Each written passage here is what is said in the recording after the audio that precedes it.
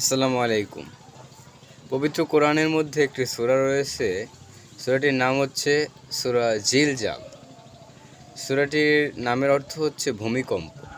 সূরাটির নামের অর্থ ভূমিকম্প হলেও সূরাটির আয়াত সংখ্যায় কিয়ামত দিবসে বর্ণনা প্রকাশ করে। যেমন ইজা জুলজিলাতিল আরদু জিলজালাহা, পৃথিবী যখন আপন কম্পনে প্রকম্পিত হইবে।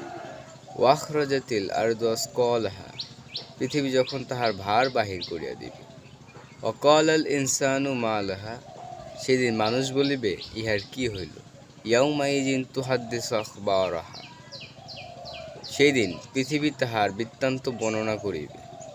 বিআন্না রাব্বাকা আওহালাহা, কারণ তোমাদের প্রতিপালক তাহাকে আদেশ করিবেন।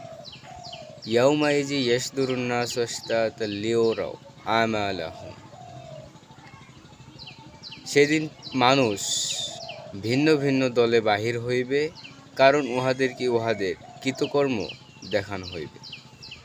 ফামান ইয়ামাল মিসকালা যাররাতিন খায়রান ইয়ারা, কেহ অনুপরিমাণ সৎকর্ম করিলে সে তাহা দেখিতে পাইবে।